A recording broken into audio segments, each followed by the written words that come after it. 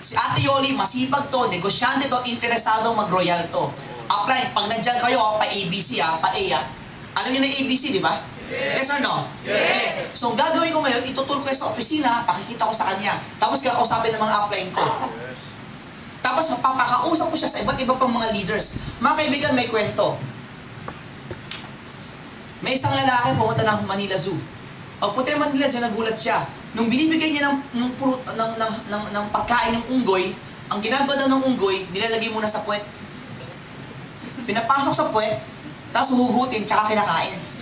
Diba, kadiri, nasubukan niyo ba yun? Di pa naman, di ba? Tapos sabi ng lalaki, tinawag yung zookeeper, "Hey zookeeper, come here, come here." Bakit? "No, you have a weird monkey." "Weird monkey? How come?" "Because I gave him a peanut, put it in his ass, and then he eats." "Weird." Sabi niya, "Sir, hindi mo siya weird. In fact, matalino yan." "Ano matalino? Ang weird nga eh." "Hindi sir, matalino yan." "O sige, bakit matalino?" "Eh kasi kahapon sir, may nagbigay ho sa akin ng mansanas isang buo. Ang ginawa, kinain buo, hindi lumabas. Kaya ngayon, bago siya kumain, sinusukat mo na niya sa puwet." Diba? Pagkasya sa puwet, kaya niya kinakain. So, mami, try mo, Min. So, kumbaga, minamatch ba? Pag kayo may dala kayong recruit, o may dala kayong prospect, kailangan i-match nyo muna siya sa ka-level nung dala nyo. Ano ibig ko sabihin? Kunwari, dala mo estudyante.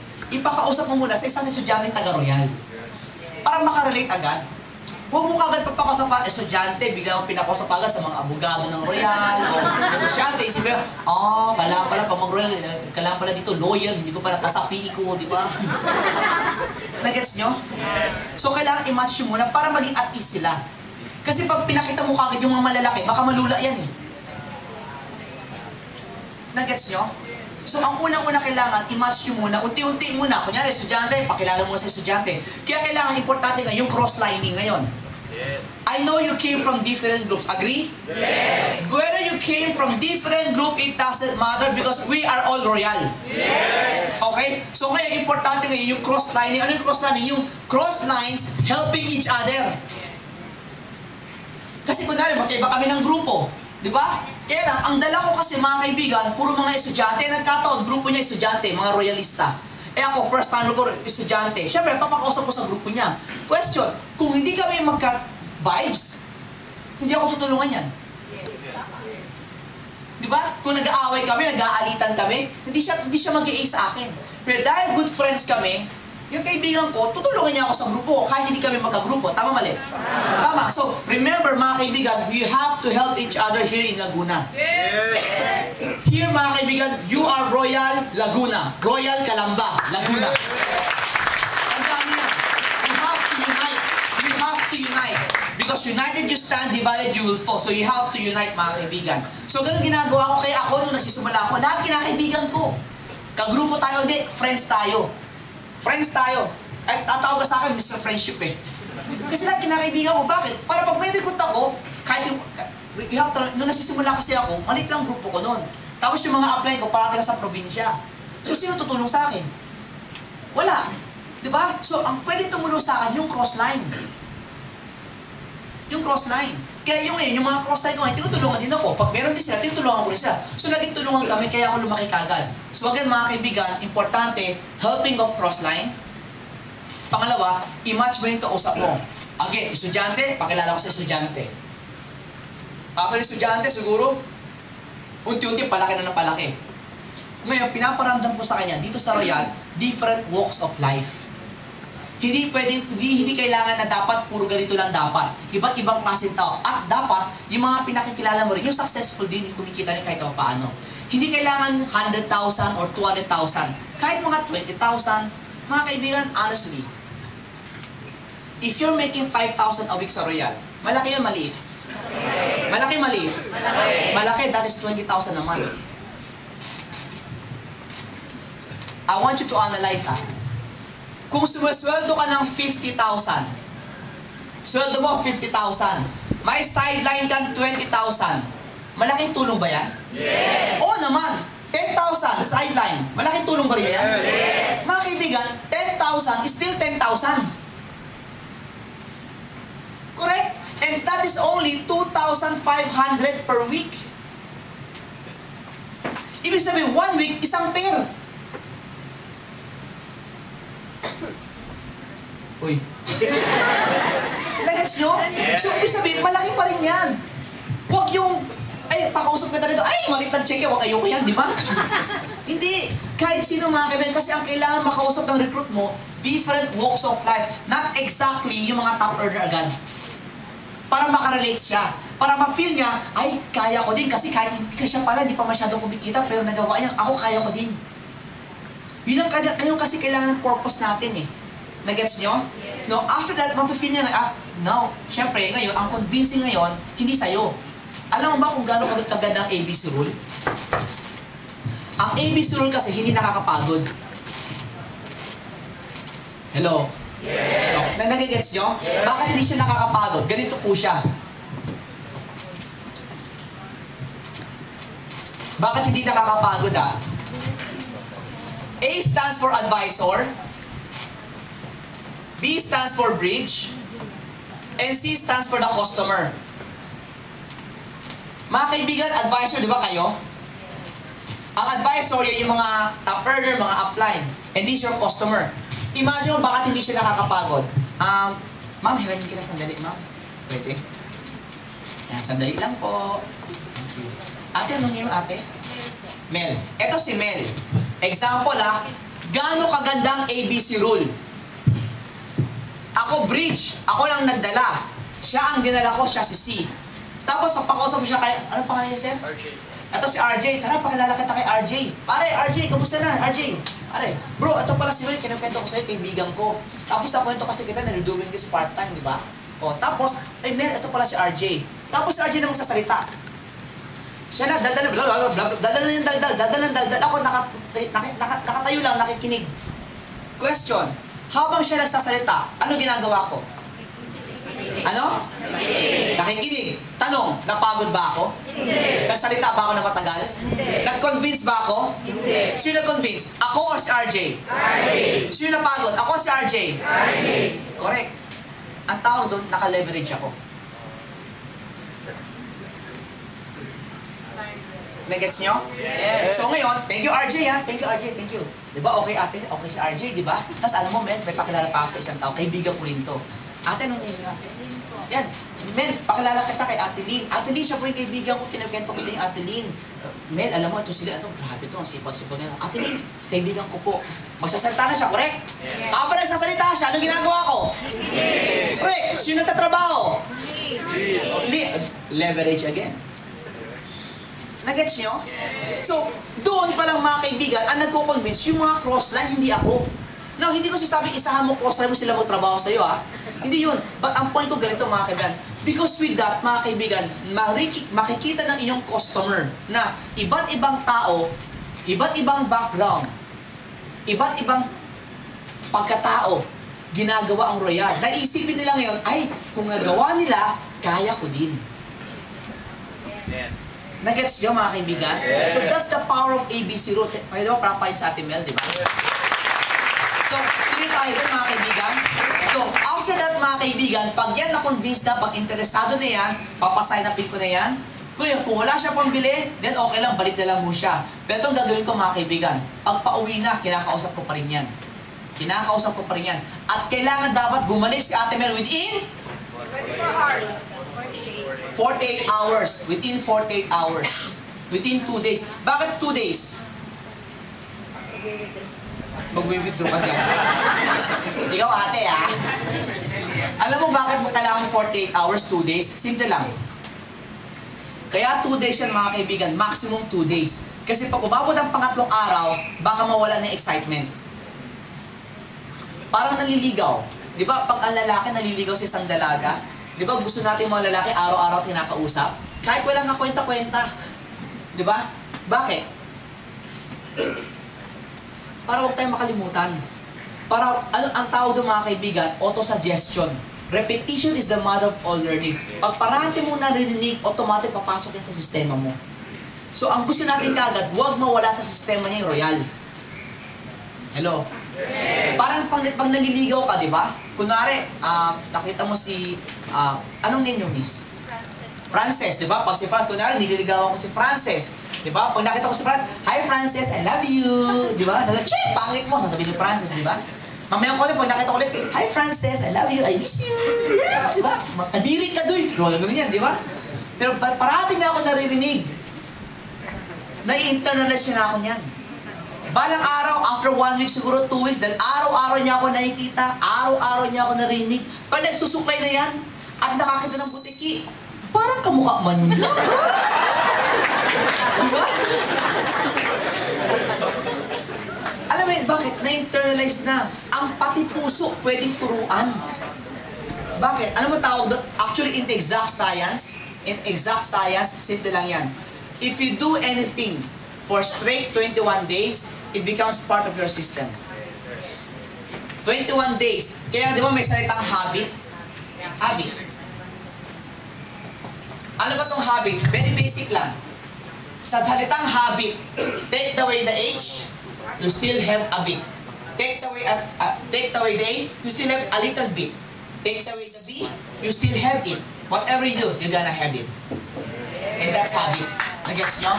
Straight 21 days. Kaya kung meron kayong mga downline, kung meron kayong grupo, do Royal straight for 21 days, 3 weeks straight. Do it straight. Maniwala ka. Yung tipo bang, pag yan hindi after 21 days, pag hindi siya nag-Royal ng 1 day, parang may mali. Ako, as VP for marketing, meron po akong day off twice a week, 2 days a week. I-guess nyo? 2 days a week. So, ibig sabihin, like Monday to Sunday, meron akong I can choose 2 days to have a day off. Pero guess what? Nung ginagawa ko yung Royal, the first week, meron akong day off. Pero after a few weeks, hindi na ako nag-day off. Every day I work. Every day I work. Every day I work. Saturday, I work outside, weekend. Outside provinces. Sunday, I also work. Now, kalamba ako Friday. Tomorrow, I will be in Iloilo until balik na ako sa office mga Monday na ng gabi. Monday. Tuesday, speaker ako sa office. Wednesday, April 28, Wednesday, Thursday, Friday, Saturday, Sunday, Monday, Tuesday, I will be in Taiwan. Straight yun, mga kaibigan. Now, ano ibig ko sabihin? Because I force myself to internalize Royal as soon as possible. Because only by internalizing it, mga kaibigan, will it be automatic for me to do Royal. Pag feeling mo, mga kaibigan, isang araw hindi ka nag-Royal, okay lang, kapalit, wala ka pa sa Royal. Member ka lang, hindi ka pa part of Royal. Royal has to be part of you. Ano, paano part of you? Yung tipo mo pag cellphone mo, pag hindi mo dala, parang may mali. Pag nagising mo ng umaga, ano walang hinahawakan mo? Asawa mo, cellphone? Cellphone. Siyempre asawa, sobra naman kayo, di ba? Hindi, siyempre, di ba pag after mo nahawakan, ay, loves, good morning, di ba? Tapos, yung cellphone ko ba, di ba? Pag nakuha mo na yung cellphone mo, titignan mo sino nag-text. Di ba? Ganun tayo, di ba? Now, bakit? Kasi yung cellphone, naging part na sa atin ng cellphone. So, lumalabas mga kaibigan, kailangan ang Royal maging part na sa atin, pati sa group natin. Kaya madalas, nawawala yung downline. Bakit nawawala? Kasi hindi pa sila part ng Royal. So, we have to do something na yung downlines natin, maging part na sila ng Royal, whether they like it or not. Yung love na talaga nila Royal.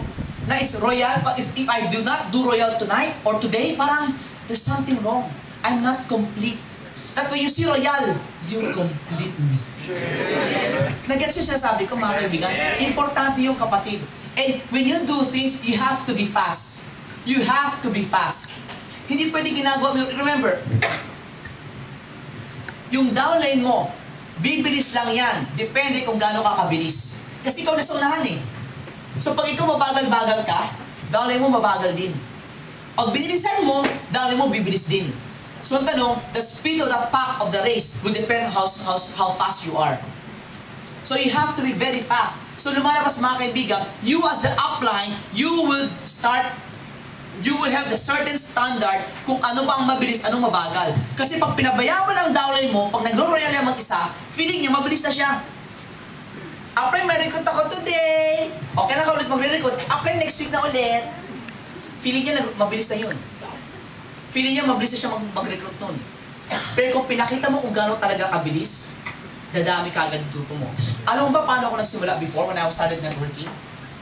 In one day, nakakapagdala ako ng 17 katao. One day. Marami ang konti. Marami. Minsan itong 17 katao to mga kaibigan, nirecruit ko iba't ibang miyembro ng fraternity namin. Iba't ibang frat, mga presidente nirecruit ko sa FPU dati. Di ba? Katwiran ko, pag nirecruit ko yung presidente, buong frat akin na. O di ba? Hindi manager kagad-kagad ako, di ba? Kaya lang mga kaibigan, yung mga tao yan, umaten ng seminar. Sabi, maganda ba? Sabi, maganda. Sabi nila, ako na, yes! Eto na yun! Di ba? Sabi ng speaker, sasama ba kayo? Sabi ng mga recruit ko, sasama kami! Sabi, yes! Yayaman na ako! Next year lang, di na bumalik, di ba? So, pero alam mo, okay lang yun. Dala lang ako ng dala. Recruit lang ako ng recruit.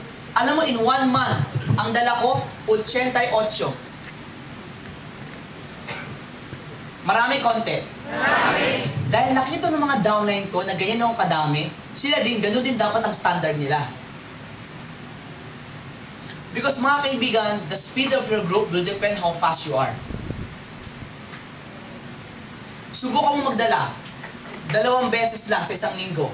Downline mo ganun din. Kasi feeling nila, ganun ginagawa ang Royal. Question. Di ba ang dami natin dito ngayon? Correct? Yes. Yung RBP, pag may RBP dito sa kabilang kwarto, napupuno ba? Minsan lang, di ba? Minsan lang. Ibig sabihin, minsan lang din tayo mag-recruit. Kasi mga kaibigan, training to eh. Ang umaaten sa training, active. Kung lahat lang din tayo, nagre-recruit ng tig-isa-isa lang, sobrang puno talaga yun. So kung hindi nyo napupuno, ibig sabihin, hindi lahat nagre-recruit. Ito masakit. Training to, umaaten mga active. So kung active ang nandito ngayon, napuno natin itong labas loob, for the mere fact, hindi napupuno yung RBP, ibig sabihin, hindi ka na nag-recruit, hindi ka pa pupunta ng office.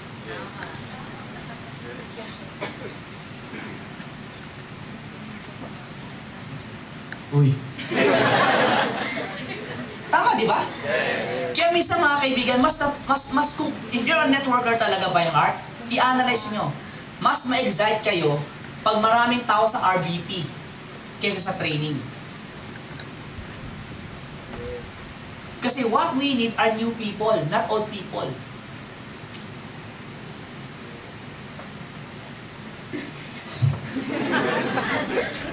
Example, para talaga ma-internalize mo talaga. Isipin mo, ikaw na dito ngayon sa harapan. Di ba? Ate, raming tate. Ano name yung ate? Rhea. Kunwari, ito si Rhea. This is Rhea. Imagine mo, Rhea, lahat yan downline mo, nag-pay na. Masaya ka hindi? Masaya. Masaya, di ba? Left and right leg mo yan. Nag-pay na lahat yan. Nag-match na lahat yan. Okay, hindi? Okay. Okay, di ba? Tapos itong pakiramdam, Rhea. Tuwing RVP, hindi puno. Ibig sabihin, lahat ng mga downline mo nag-pay in na. Hindi na pupuno, ibig sabihin walang bagong pay in. Wala ka ulit income. Yes.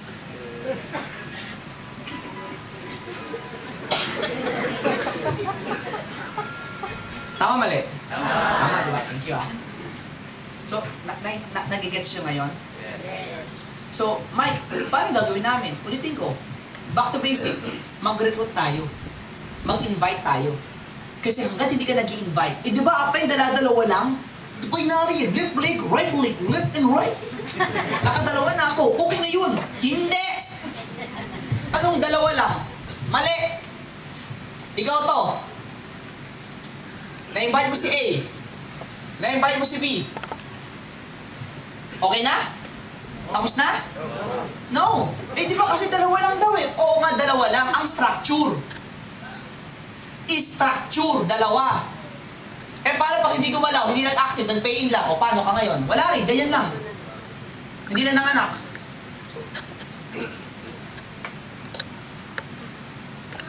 Nagets nyo? Mga kaibigan, I came from MLM, multi-level marketing. In multi-level marketing, mga kaibigan, ang aming marketing plan ladder.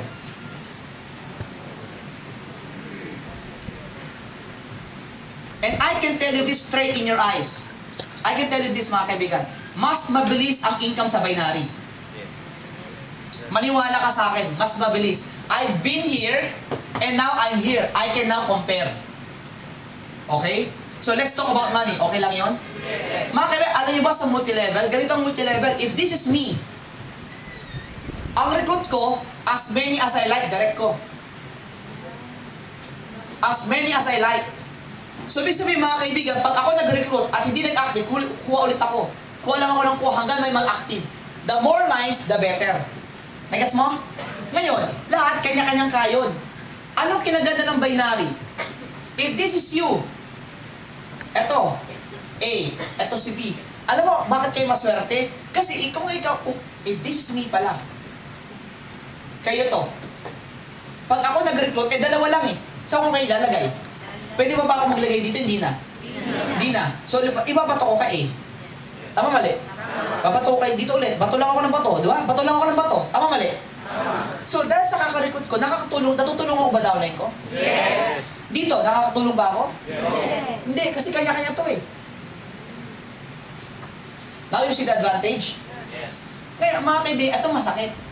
Di apply, ang gagawin ko na lang, ako, if this is you, ang ginagawa na iba, aantayin ko na lang, nabatuhan ako ng downline, ng apply ko. Di ba? Ang tamad-tamad mo, di ba?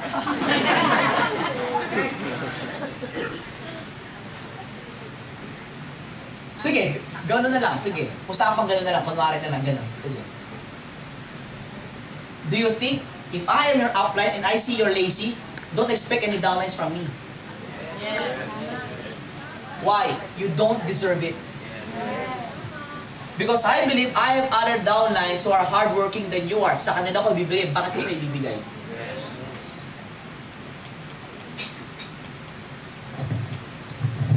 Mga kaibigan, nakalagay sa Bible, the Lord God has plans for us, plans to prosper us, plans not to harm us, plans to give us love, joy, peace. Correct? And God, mga kaibigan, will bless the works of our hands. God will bless us, but you have to work. Kung sigad na nga kailangan mag-work ka bago pa i-bless eh. Ako pa kaya upline lang. Siniswerte ka. Tama mali? Tama, di ba? So, pinaka-importante mga kaibigan, ulitin ko lang, listen na, uplines. Huwag nyo bibigyan ng downline, yung downline mo pag yan tamad. They don't deserve it.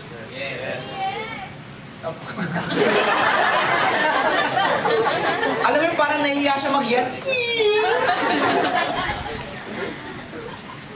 Nag-gets yung mga kaibigan? So, pinaka-the best lesson niya, keep on inviting people. Keep on inviting people. Kasi mga kaibigan, ulitin ko lang ha, huwag kayong mag-expect na basta lang lalaki grupo ninyo. There's no such thing. Yung recruiting ko si RJ, lalaki. Balang araw, lalaki. Hindi kadami yan. Alam niyo may aeroplano? Nakasakay na kayo airplane, di ba? Yes! Di ba ang airplane, mga kaibigan, example lang, I forgot kung anong speed to eh. Pero ang aeroplano, mga kaibigan, may runway yan na mahaba. Runway. Kasi bakit? Kailangan umabot siya ng 80 miles per hour. 80 miles per hour. Pag umabot siya ng 80 miles per hour, yan yung time na pwede siya mag-take off na talaga. So whether he likes it or not, whether you like it or not, pag ang airplane umabot ng ganitong speed, magte-take off talaga yan. Whether you like it or not, magte-take off yan. It is exact science na kahit anong gawin mo, pag ang eroplano umabot ng ganitong kabilis, lilipad at lilipad yan. Kapatid, when you do network marketing, if you do the things that is supposed to be done, whether you like it or not, you guys are going to fly. Yeah! Do the things that are necessary, mga kaibigan, mag-imbita ka. Do the things that you have to do. Hindi mo ba mag-sponsor ka, umattend ka ng training, mag-retail ka, gawin mo lahat ng mga dapat. Maniwala ka at lalakit, lilipad ka talaga.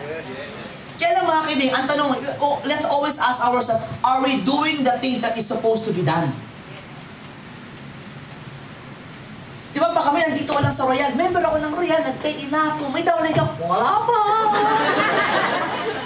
Hindi pwede yun. Kailangan talaga mag-recruit ka talaga. Mag-recruit ka. Alam mo, have a goal. magkaroon ka ng goal this month. Every month, have a goal. I don't know kung kaya nyo to. But kasi sa multi-level, this is what I do. Nag-goal ako that every month, dapat meron ako at least 5 to 10 pay-ins every month direct. Oo. Bakit? Direct. Ibig sabihin, 500 per pair, per direct referral, times 10, meron ako extra 5,000. Maliit lang to, 5,000 eh. Pero titignan mo dyan yung structure mo. If this is you, 1, 2, 3, 4, 5, 6, 7, 8, 9, 10. Bongga ka.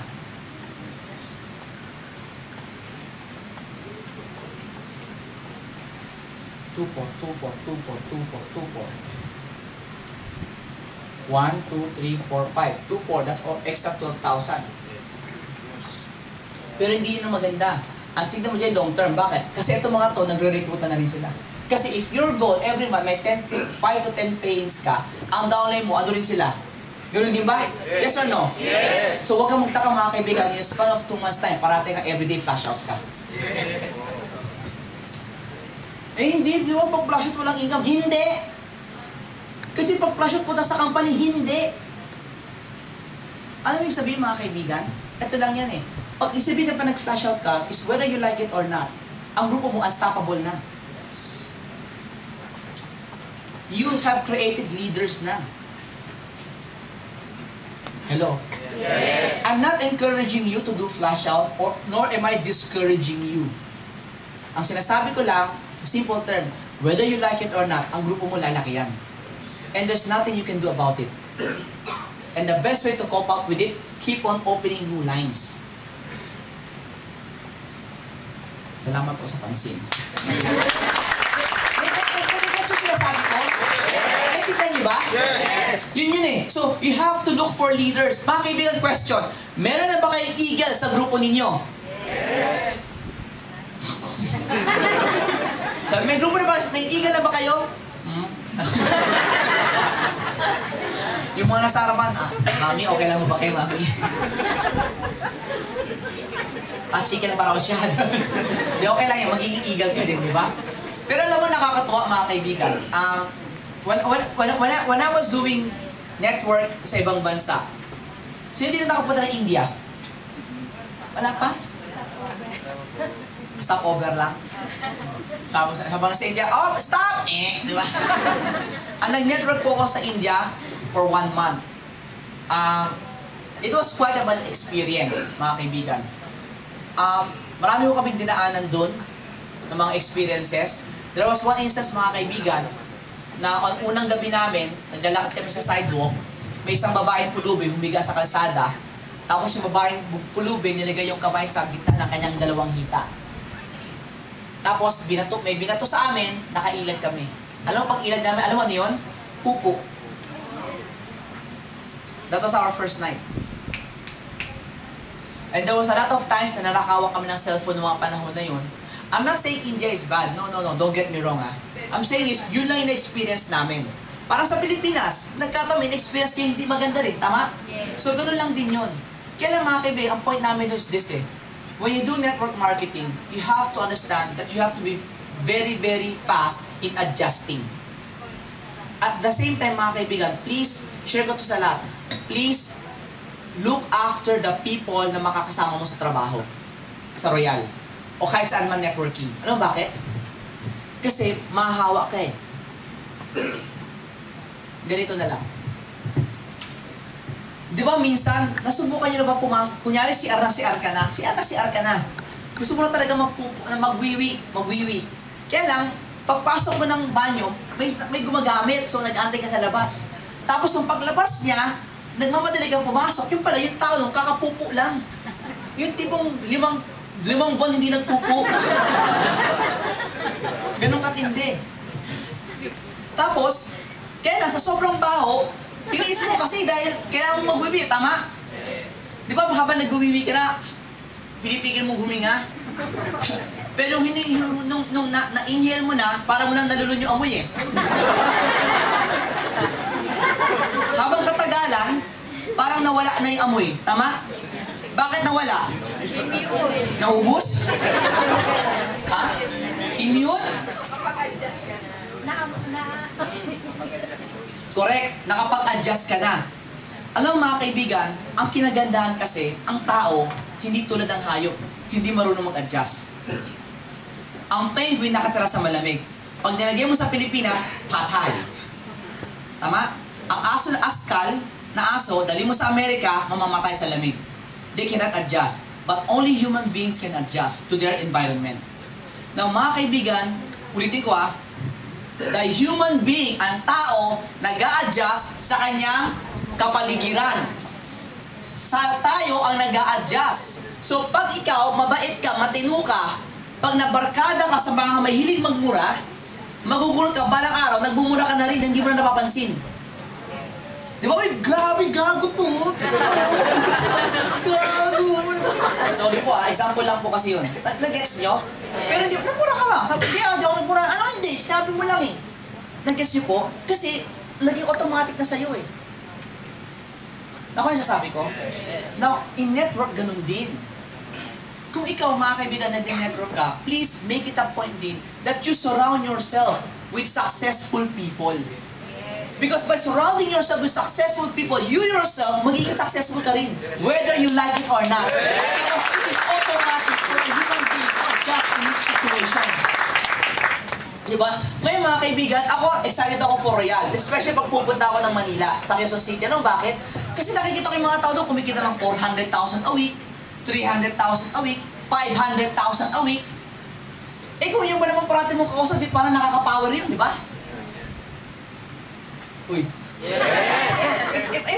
Imagine mo mga kaibigan, nasa isang kwarto kayo, ang katabi mo, 400 a week, 200 a week, 300 a week, 400 a week, 500 a week. Kayo parati magkausap.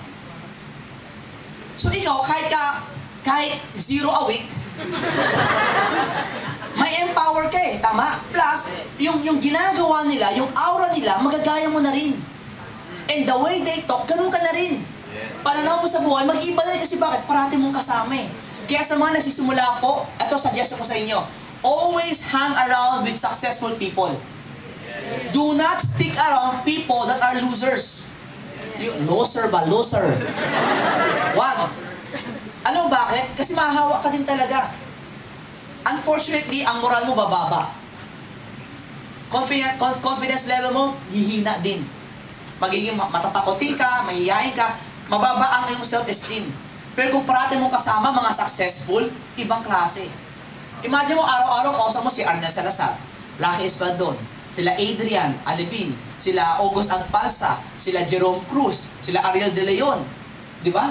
J. Ocampo, magkano check niya? From what I heard,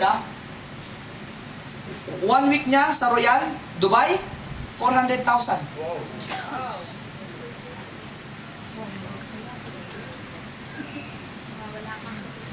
Ano? Sir,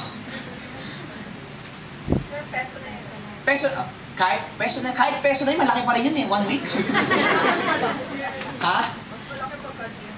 Nag-gets nyo mga kaibigan?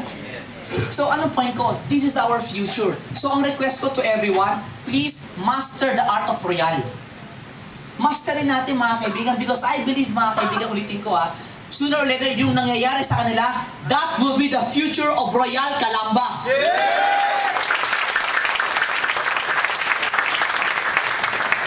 Mga kaibigan, gusto nyo ba gawin natin every now and then, nagtitraining tayo ng ganito? Yes! Pwede naman, di ba? Yes! Pwede, di ba? So, gawin natin to siguro every 5 months.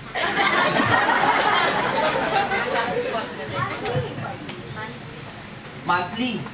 No. Hindi ka naman demanding ate, no? Hindi, okay lang mo yun. Mga kaibigan, may share po ako sa iyo, true story po. I was talking with the president a few weeks ago, tsaka sila chairman. Alam mo, nakakatuwa po yung ating mga presidente tsaka mga chairman. Kasi bakit? Wala sila ibang iniisip, kundi paano palalakihin ang grupo niyo sa Royal. At kung wala sila ibang iniisip, kundi paano magiging mas mabilis sa inyo kumita sa Royal.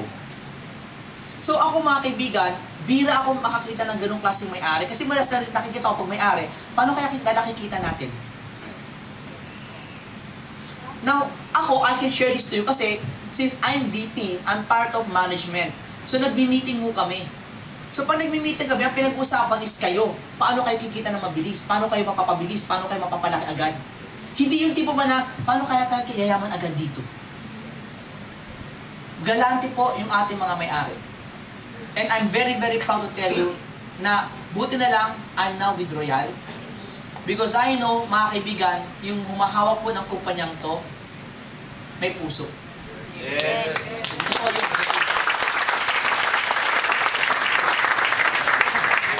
Maganda ba opisina niyo rito? Yes. I've seen a company, hindi ganito ang mga opisina. Yung talagang tinipid ng gusto. Ilang taon ng kontrata niyo rito? 5 years. Mga kaibigan, very seldom can you see a businessman na nagre-renta ng opisina na ang kontrata hindi dapat at least 5 years pataas. Usually, pag negosyante ka, 2 years lang eh. Mga kaibigan, ito, Royal gusto niya 5 years. Kasi bakit? Ang hinahabol ng Royal dito, long term. Maganda ba opisina ninyo? Yes. Naka-aircon ba? Yes. Hindi minsan ba nainitan kayo dito sa Royal? Yes. Hindi, bihira lang siguro if ever. Ngayon siguro, sobrang siksikan talaga kayo. Lalo yung mga nasa labas, di ba? Eh, nasa labas kayo ng Royal eh. Wala pa kayo sa Royal. Pag pumasok ka dito, malamig na, di ba? Pero para sa akin, mga kaibigan, please do work hard. Because, mga kaibigan, remember this always. Whatever you do, mga kaibigan, pag nagtanim ka, may aanihin ka. Yes. Ang tanong ko, nagtatanim ba kayo? Yes. Madami na ba? Yes. Tumutubo na ba? Yes. Okay na ba yung tubo? Marami na ba? Ngayon, mga kaibigan, one last thing before we end. Listen, if you want more milk, get more cows. Yes. So if you want more income, get more recruits. Get more fish. Sabi mo sa kanila mo, mag-recruit ka pa. Sabi mo sa kanila mo, mag-recruit ka pa. Sabi mo sa kabila, kulang pa. Now, sabi mo sa katabi mo, next month. Sabi mo, next month. 50,000 na ako per month. And you have to claim it. You have to claim it. Believe it and declare it, mga kaibigan. Declare mo na talaga. Alam mo bakit, mga kaibigan? Ulitin ko lang ha.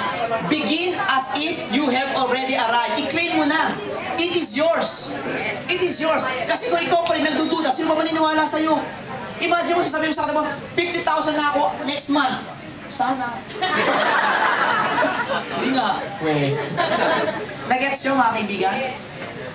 And before we end, you have to be, ang gusto ko lang sabihin sa inyo parang, you have to be fast. And kung pag-usapan at bilis lang din, alam niyo ba yung kwento ng kuneho tsaka nung pagong? Nagkarera? Sino nanalo? Pagong, bakit? Kasi yung kuneho, ano bakit? Yung pagong maagap. Yung pagong maagap, ano pa? Umantibo yung ganyan. Minto yung kuneho, ano pa? Dire-diretso lang. Alam mo, lahat yan narinig ko na eh. Pero isang hindi nyo pa naririnig. Walang nakaabang. Ika na yung pagong eh. Iba yung kwento mo eh.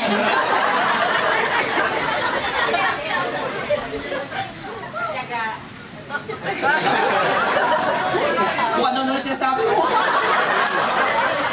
Adik.